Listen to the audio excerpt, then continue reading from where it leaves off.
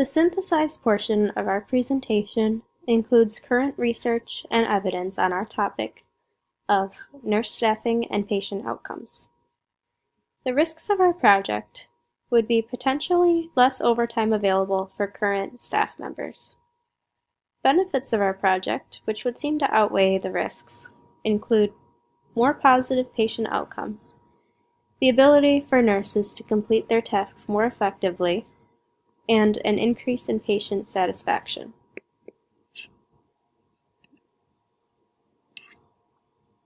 Case study number 1 is an article called "The Relationship Between Nurse Staffing and Inpatient Complications."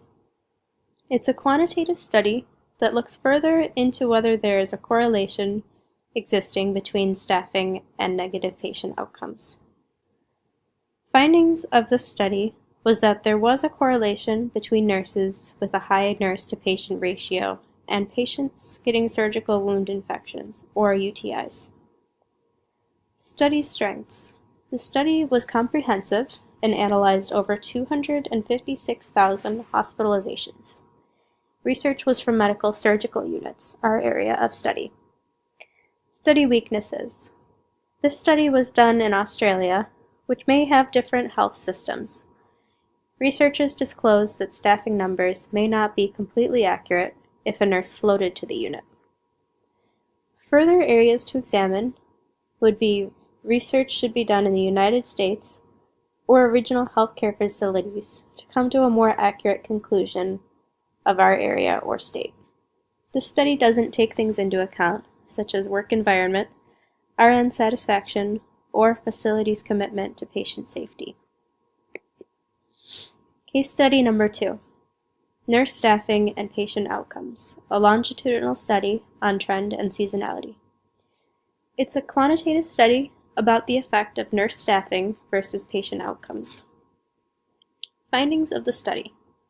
There was an increase in total nurse staffing that were both associated with decreases in falls and pressure ulcers. This study is unique in findings that changes in nurse staffing were inversely associated with changes in the rates of falls and pressure ulcers at both the time trend and seasonal level. Study strengths.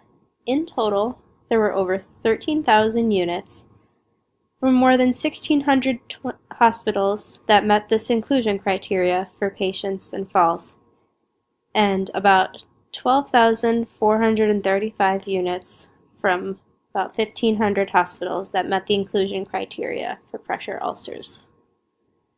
Weaknesses of the study. During seasonal changes, patient volume tends to increase, therefore putting the availability of resources low, which increases the risk of falls and ulcers. During the winter, patients are at a greater risk for ulcers due to dry skin and winter illnesses, which reduce the chances of mobility and increases their chance of strokes in older population and cardiovascular diseases. Further areas to examine. During seasonal changes, hospitals need to take into consideration winter season puts patient at risk. Therefore, they need to build a system where they can manage and integrate environmental factors. Case study number 3, Nurse Staffing and the Relationship to Job Satisfaction and Retention. It's a quantitative study about the relationship between nurse staffing and job satisfaction and retention. Findings of the study indicate that a moderate to strong inverse relationship between job satisfaction and nurse retention exists. Study strengths. A 3-year study conducted in a magnet hospital analyzed over 3 million patient records. There was a 6% risk of death for patients when there was a nursing staff shortage. The literature suggests nurse-to-patient ratios of 4:1 or less provide the most optimal outcomes for patients. Study weaknesses. A magnet hospital is one with high accreditation from the American Nurse Credentialing Center, which means that safety and appropriate nursing staff is usually not as much of an issue. Magnet hospitals also have lower patient morbidity and mortality rates than non-magnet hospitals, so the study was biased based on their normal census. Further areas to examine. Taking the study and comparing it to a non-magnet hospital evaluation might entail very different results. Case study number 4. Nurse staffing issues are just the tip of the iceberg. A qualitative study about nursing perceptions of nurse staffing. And this study is, just as described, a study to determine nurse perceptions of nurse staffing. Findings of the study. Nurses feel challenged by a lack of authority and autonomy in decision-making on nurse staffing. The inappropriate nurse-to-patient ratios could be a result of nurses feeling they are not going to be listened to if they propose that the problem exists. Study strength. This study opens the door to a new area to be researched. Are nurses' voices being heard when it comes to issues that exist in the healthcare field? Study weakness. The study took place at only one university hospital in the Netherlands. So, findings cannot be generalized to hospitals around the world. Further areas to examine. Could monthly in-services allow nurses to discuss problems on the nursing units be beneficial? How do nurses other parts of the world feel about their ability to make authoritative decisions on behalf of their career and their patients? The design of our project.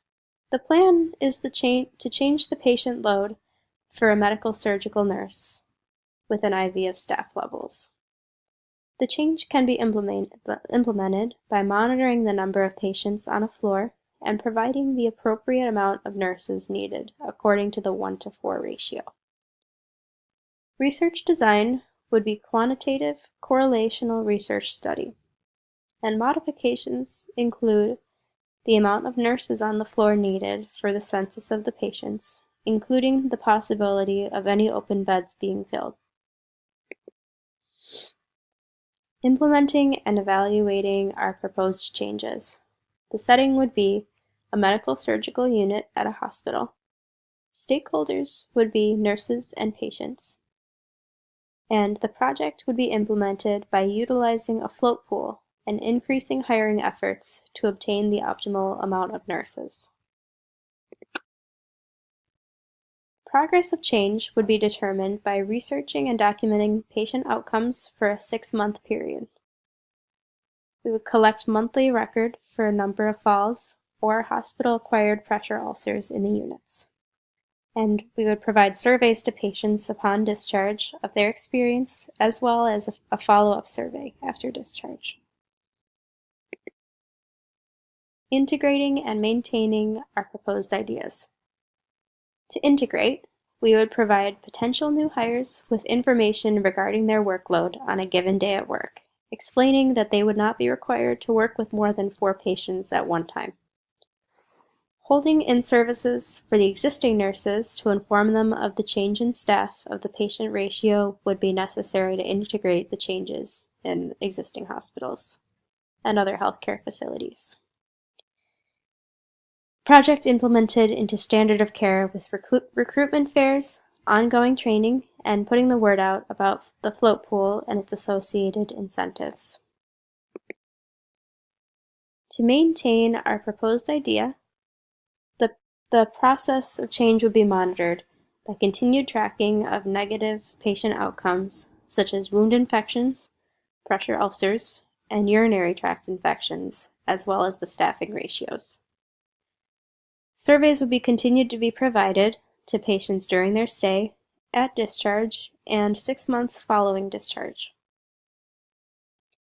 The project is positive and would be maintained by having a continued staff management plan to ensure recruitment is happening when needed. Levels will be maintained by having a float pool open with incentives to float to lower staffed units. To conclude our project, we recognize that there is currently no staffing benchmark that exists throughout the United States, making for potentially dangerous nurse-to-patient ratios that negatively impact patient care.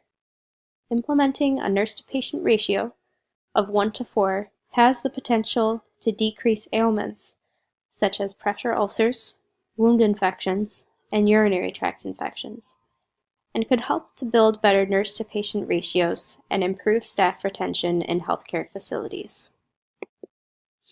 These are the references that we used for our case studies.